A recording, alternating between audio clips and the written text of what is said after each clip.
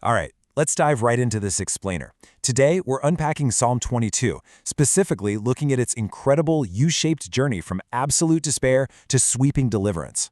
Honestly, this is one of history's most visceral, raw ancient texts. It really stands out because of its stark, unvarnished honesty. It doesn't sugarcoat suffering at all. Instead, we're going to trace a path that starts in the literal depths of human despair, hits a painful rock-bottom turning point, and then climbs super rapidly into a triumphant declaration of rescue. It's an absolute masterpiece of ancient poetry, and to really grasp it, we just need to follow the emotional whiplash of the structure it lays out for us. We've got to begin exactly where the text begins, with this piercing, agonizing cry, my God, why have you forsaken me?" Just sit with those words for a second. The pacing right off the bat is slow, it's somber, and it is incredibly intimate. This isn't just some generic complaint about having a rough go of it. This is a cry of absolute, total abandonment. It sets incredibly high stakes for the entire text. The speaker is right in the middle of a profound crisis, not just a crisis of their physical circumstances, but of relationship. The very source of their ultimate security seems to have completely vanished, leaving this terrifying void of pure isolation. And you can see exactly how this isolation gets established right out of the gate in the source text. The speaker asks, "Why are you so far from saving me from the words of my groaning?" They are desperate. They say, "Oh my God, I cry by day, but you do not answer, and by night, but I find no rest." Notice the total lack of relief there. Day and night, light and dark, there is no pause in the suffering. And honestly, what's worse, there's absolutely no answer. It is just a suffocating, heavy silence. Now, think about the agonizing cognitive dissonance happening within the speaker's mind here. Historically, the speaker knows the legacy of their people, right? In you, our fathers trusted. They trusted, and you delivered them. They cried and were rescued. They know this history backward and forward. They know rescue is supposed to happen. But contrast that with their present reality. The speaker says, "But I am a worm and not a man, scorned by mankind and despised by the people." They feel completely stripped of their humanity. They're reduced to a helpless insect, just being mocked by everyone around them. And that brings us into the next phase of this downward descent. That internal isolation and the crushing spiritual silence we just looked at, it begins to manifest into intense, external, physical threats. The speaker is no longer just wrestling with the silence of God, they are now facing the very loud, very aggressive mockery of a surrounding crowd. Everyone who sees him mocks him. They're making mouths at him, wagging their heads, sarcastically saying, "Hey, if he trusts the Lord so much, let the Lord deliver him." The psychological torment is just rapidly compounding. Now, this is where it gets genuinely terrifying. Look at the specific language being used. The text completely dehumanizes the enemies, morphing them into these ravenous, wild animals, which really helps us feel the psalmist's sheer terror. You've got strong bulls of Bashan, a raving and roaring lion, and a wild pack of dogs. And their actions match that savagery. They encompass and surround, they open wide their mouths, they encircle a company of evildoers, and they even pierce hands and feet. The imagery creates this visceral, claustrophobic feeling of being completely trapped and hunted by predators. As those external predators close in, the internal, physical body just begins to completely collapse. Let's walk through this step-by-step physical breakdown described in verses 14 and 15. It starts with a complete loss of form. "I am poured out like water." Then, that leads to agonizing structural failure. "All my bones are out of joint." Next, the very core of their life gives way. "My heart is like wax. It is melted within my breast."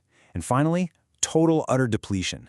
"My strength is dried up like a potsherd, and my tongue sticks to my jaws." A potsherd is just a broken, useless piece of dry pottery, which so vividly illustrates how the speaker is entirely spent. And it culminates in that chilling phrase, "You lay me in the dust of death." So right around verses 17 and 18, we hit absolute rock bottom. The descent is complete. The speaker says, "I can count all my bones. They stare and gloat over me." It's the ultimate state of vulnerability and humiliation. And then comes the final insult. "They divide my garments among them, and for my clothing they cast lots." The speaker isn't even dead yet, and their enemies are already treating them like a literal corpse, dividing up their earthly possessions as spoils. It is, without a doubt, the darkest, most helpless moment of the entire text. But then, right here at verse 19, everything shifts. "But you, O Lord, do not be far off." This is the profound emotional hinge of the whole piece. That agonizing downward descent we've been tracking, it abruptly stops. All of that momentum, all of that immense weight pulling the speaker down into the dust of death is suddenly met with a forceful, desperate upward push. The U-shaped curve bottoms out and starts to rocket back up. The speaker refuses to be consumed by the despair and cries out one more time. But notice, it's not with a question of why anymore. It's a direct, forceful demand for presence. Look at what the psalmist does here. It's brilliant. They completely flip the script. They take the exact same terrifying animal threats we just talked about and turn them into a desperate, active petition for immediate divine rescue. They cry out, "O you my help, come quickly to my aid." They ask to be delivered from the sword and from the power of the dog. They plead, "Save me from the mouth of the lion."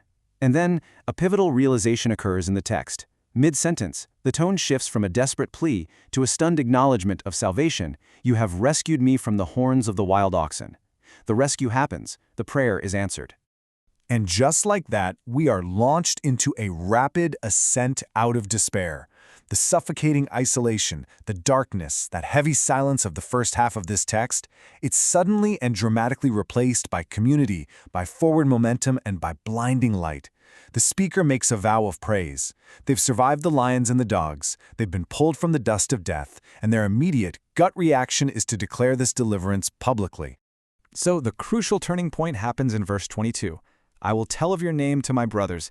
In the midst of the congregation, I will praise you." Notice the drastic change in setting.